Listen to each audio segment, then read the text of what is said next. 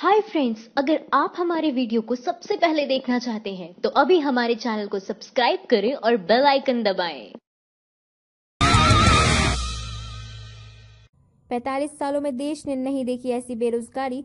राहुल बोले ये राष्ट्रीय आपदा है। मोदी जी को वापस भेजने का वक्त आ चुका है। मोदी सरकार में बेरोजगारी अपने चरम पर है। बेरोजगारी का आलम यह है कि पिछले 45 सालों में देश ने ऐसी भीषण बेरोजगारी नहीं देखी। बेरोजगारी पर आए एक रिपोर्ट के बाद कांग्रेस प्रेसिडेंट ने ट्विटर पीएम मोदी पर निशाना साधा। राहुल गांधी ने ट्वीट कर लिखा, 5 साल पहले मोदी जी ने हर साल 2 करोड़ रोजगार देने का वादा किया था, लेकिन अब बेरोजगारी पर जो आंकड़े आए हैं वो राष्ट्रीय आपदा की तरह हैं। देश में बेरोजगारी ने 45 सालों का रिकॉर्ड तोड़ दिया है। अकेले साल 2017-18 में 6 करोड़ 50 लाख लोग बेरोजगार हुए हैं। बीजेपी ने कोर्ट से कहा, किनारे बनाएंगे मंदिर। हार्दिक ने पूछा, तो फिर बाबरी मस्जिद क्यों तोड़ी? मंदिर वही बनाएंगे। बीते 30 सालों से इस नारे ने सबको दो चार कर रखा है। मोदी सरकार ने कोर्ट में अर्जी देकर कहा है कि मंदिर वही नहीं बल्कि थोड़ा किनारे बनाएंगे, चौंकिए मत। दरअसल मोदी सरकार ने सुप्रीम कोर्ट में अर्जी देकर कहा है कि मंदिर के विवादित हिस्से को छोड़कर बाकी का हिस्सा मंदिर ट्रस्ट को दिया जाए ताकि राम मंदिर का निर्माण शुरू हो सके। दरअसल मंदिर के आसपास की 67 एकड़ जमीन सरकारी है। मंदिर मस्जिद विवाद केवल 0.313 एकड़ में है। साल 2010 में इलाहाबाद हाई कोर्ट ने 2.7 एकड़ जमीन पर फैसला सुनाया था। किसानों के पूरे परिवार को रोज 17 रुपए देने वाली सरकार शर्म करे। पानी की बोतल भी 20 रुपए में आती है। मोदी सरकार ने किसानों को राहत देने की कोशिश तो की, मगर शर्तें लागू के साथ। सरकार ने देश के कमजोर और छोटे किसानों को हर साल 6,000 रुपए देने का ऐलान किया है। इस योजना का फायदा उन्हें मिलेगा जिनके पास 2 हेक्टेयर जमीन है। यह मदद 2-2 हजार रुपए की 3 किस्तों में दी जाएगी। मोदी सरकार की इन शर्तों पर आम आदमी पार्टी के सांसद संजय सिंह ने सोशल मीडिया पर लिखा, एक बोतल साफ पानी की कीमत 20 रुपए, महीने का खर्च 600 रुपए। मोदी जी किसान परिवार को प्रतिमाह दे रहे हैं 1500 रुपए। प्रधानमंत्री पानी पिलाओ परिवार जिलाओ योजना, बजाओ ताली मनाओ दिवाली। गांधी के पुतले पर गोली चलाने वाली भगवाधारी साध्वी है बीजेपी की करीबी।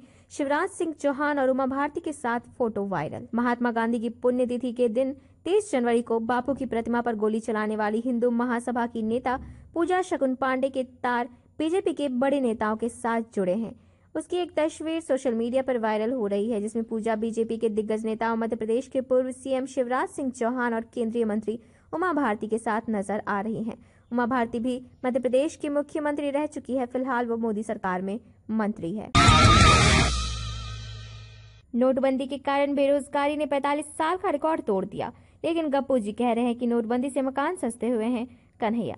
बिजनेस स्टैंडर्ड्स ने राष्ट्रीय नमूना सर्वेक्षण कार्यालय की PLFS की एक रिपोर्ट का खुलासा किया है। इस रिपोर्ट के मुताबिक साल 2017-18 में बेरोजगारी दर पिछले 45 साल में सबसे ज्यादा थी, यानी 1972 के बाद देश में बेरोजगारी की दर सबसे ज्यादा है। राष्ट्रीय सांख्यिकी आयोग ने इस रिपोर्ट को दिसंबर में ही मंजूरी दे दी थी, लेकिन सरकार ने रिपोर्ट को जारी नहीं किया। सोमवार 28 जनवरी को सांख्यिकी आयोग के 2 सदस्यों ने भी इस्तीफा देते हुए सरकार पर यह आरोप लगाया था। इनका कार्यकाल 2020 में खत्म होने वाला था। बजट 2019 किसानों को रोज 3.3 रुपए देकर उनका मजाक उड़ा रही है सरकार। इतने में तो एक कप चाय भी नहीं मिलती। मोदी सरकार ने लोक लुभावन बजट पेश कर दिया है, जिसे चुनावी बजट कहा जाए तो गलत नहीं होगा। ऐसा इसीलिए क्योंकि गोयल ने बजट भाषण में ऐलान किया कि देश के किसानों को हर साल 6,000 रुपए की मदद करने का फैसला लिया गया है, जिस पर अब सवाल उठने लगे हैं कि किसानों के लिए इतने पैसे काफी होंगे। दरअसल राजस्थान, छत्तीसगढ़ और मध्य प्रदेश में कांग्रेस सरकार बनते ही किसानों की कर्ज माफी के ऐलान के बाद मोदी सरकार पर काफी दबाव था, जिससे कई तरह के कयास लगाए जा रहे थे कि किसानों की आय दोगुनी कर देंगे, मगर ऐसा कुछ भी नहीं हुआ।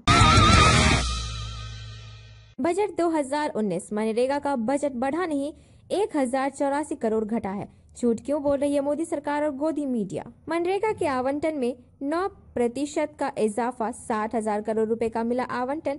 मनरेगा का बजट बढ़ा, 60,000 करोड़ रुपए का मिला आवंटन। वर्ष 2019 का बजट आ चुका है और मनरेगा योजना को लेकर इस तरह की हेडलाइन मीडिया में देखी जा रही है, लेकिन क्या यह सच है या चालाकी से फैलाया जा रहा झूठ? मनरेगा का बजट बढ़ाकर 60,000 करोड़ रुपए कर दिया गया। ये बात बजट भाषण के दौरान संसद में वित्त मंत्री पीयूष गोयल ने बोली और मीडिया उसे वैसे ही दिखाने लगी, जबकि मनरेगा का बजट बढ़ा नहीं बल्कि घटा है। बजट में मनरेगा के लिए 60,000 करोड़। क्या कांग्रेस की इस योजना को कामयाब मानती है मोदी सरकार? वित्त मंत्री अरुण जेटली के बीमार होने की वजह से रेल मंत्री पीयूष गोयल आज संसद में अंतरिम बजट पेश कर रहे हैं। ये सरकार के आखिरी बजट है। इस बजट में रेल मंत्री ने मनरेगा के लिए 60,000 करोड़ रुपए की घोषणा की। ये वही मनरेगा स्कीम है जिसकी आलोचना नरेंद्र मोदी से लेकर बीजेपी के दिग्गज नेताओं ने हमेशा की है। सवाल ये उठता है कि अगर मनरेगा योजना इतनी बेकार थी तो बजाय बंद करने के आपकी सरकार इसे चला क्यों रही थी? और अब अपने अंतिम बजट में मनरेगा के लिए 60,000 करोड़ की भारी भरकम रकम की घोषणा करने से तो यही लगता है कि मोदी सरकार भी मनरेगा को कांग्रेस की कामयाब योजना मानती है। बजट सरकार पर भड़के शशि थरूर बोले 500 रुपए महीने में कैसे इज्जत और सम्मान से जिएगा देश का किसान। मोदी सरकार ने अपने वर्तमान सरकार का अंतिम बजट पेश किया है।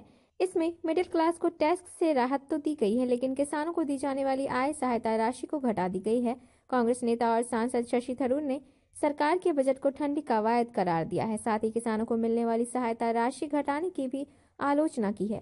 शशि थरूर ने कहा, सरकार की पूरी कवायद ठंडी रही। इसमें सिर्फ एक अच्छी चीज देखने को मिली, वो है मध्यम वर्ग को टैक्स से मिलने वाली छूट। किसानों को मिलने वाली आय सहायता राशि को 6,000 रखा गया है, जो 500 रुपए मासिक पड़ता है। क्या वो इससे इज्जत और गरिमा के साथ जी सकेंगे?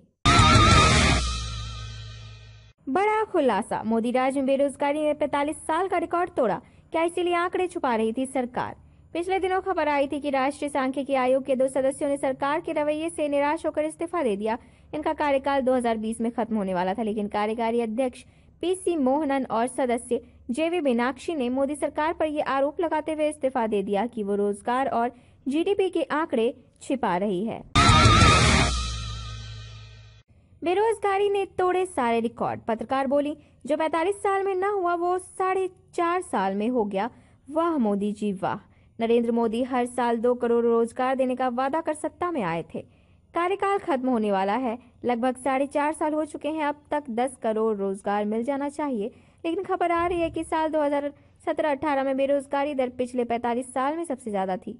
न्यूज 24 की पत्रकार साक्षी जोशी ने बेरोजगारी के आंकड़ों को ट्विटर पर शेयर करते हुए लिखा है, 45 साल में जो ना हुआ वो 2.5 साल, वो 4.5 साल में हो गया। वाह मोदी जी वाह। मोदी के बयान पर भड़की पत्रकार बोली, अब तक न निर्भया न आसिफा के बलात्कारियों को मिली फांसी, फिर क्यों झूठ बोल रहे हैं पीएम। बलात्कारियों को 3 दिन में फांसी मिलती है वाले बयान पर पत्रकार और लेखक मृणाल पांडे ने पीएम मोदी को कटघरे में खड़ा किया है। पत्रकार मृणाल पांडे ने ट्वीट कर कहा, क्या महामहिम भारत की बात कर रहे हैं, जहां निर्भया से लेकर कठुआ की बच्ची तक किसी मामले में भी एक भी बलात्कारी को फांसी नहीं मिली। उल्टे केस दर्ज न होने पर कुछ पीड़िताओं ने आत्मदाह कर लिया। अरे ऊपर वाले से कुछ तो डरिए। मोदी जी, उन्नाव की बेटी का बलात्कार करने वाला बीजेपी विधायक जिंदा है और मजे में भी, फिर झूठ क्यों बोल रहे हैं। गुजरात के सूरत में एक विशाल जनसभा को संबोधित करते हुए पीएम मोदी ने झूठ बोला। प्रधानमंत्री ने कहा कि देश में पहले भी रेप होते थे। यह दुखद है कि अब भी बलात्कार की घटनाएं होती है, लेकिन अब बलात्कार के दोषियों को 3 दिन, 7 दिन, 11 दिन से लेकर 1 महीने के अंदर ही फांसी पर लटका दिया जाता है। बेटियों को इंसाफ दिलाने के लिए लगातार कदम उठाए जा रहे हैं और इसके सार्थक नतीजे भी मिल रहे हैं। मोदी ने कहा, अब तक बलात्कारियों को 3 दिन में हो जाती है फांसी। एससी की वकील बोली, झूठ बोल रहा है हमारा पीएम। गुजरात के सूरत में एक विशाल जनसभा को संबोधित करते हुए पीएम मोदी ने झूठ बोला। प्रधानमंत्री ने कहा कि देश में पहले भी रेप होते थे। यह दुखद है कि अब भी बलात्कार की घटनाएं होती है, लेकिन अब बलात्कार के दोषियों को 3 दिन, 7 दिन, 11 दिन से लेकर 1 महीने के अंदर ही फांसी पर लटका दिया जाता है। बेटियों को इंसाफ दिलाने के लिए लगातार कदम उठाए जा रहे हैं और इसके सार्थक नतीजे भी मिल रहे हैं। मोदी जी के 3 दिन से लेकर 1 महीने के अंदर रेप के दोषियों को फांसी पर लटका देने की बात पर टिप्पणी करते हुए सुप्रीम कोर्ट की वरिष्ठ वकील करुणा नंदी ने ट्विटर पर लिखा, मोदी राज में बेरोजगारी ने तोड़े सारे रिकॉर्ड। अखिलेश बोले, ये बेरोजगार युवा ही बीजेपी को अगले चुनाव में बेरोजगार करेंगे। 45 सालों बाद आई भीषण बेरोजगारी पर तमाम नेताओं, पत्रकारों, बुद्धिजीवियों ने अपनी प्रतिक्रिया दी है। यूपी के पूर्व सीएम अखिलेश यादव ने #HowsTheJob टैग करते हुए ट्विटर पर लिखा, देश को रोजगार के झूठे आंकड़े देने वाली भाजपा सरकार की सच्चाई आज खुल गई है, जबकि पता चला है कि पिछले 45 सालों में सबसे अधिक बेरोजगारी 2017-18 में रही है। अब ये बेरोजगार युवा ही भाजपा को अगले चुनाव में बेरोजगार करेंगे। #HowTheJobs। Mind the newsroom की report. Thank you for watching our video. अगर आपको हमारी वीडियो पसंद आई हो तो इसे लाइक जरूर करें और हमारे चैनल को सब्सक्राइब करना ना भूलें।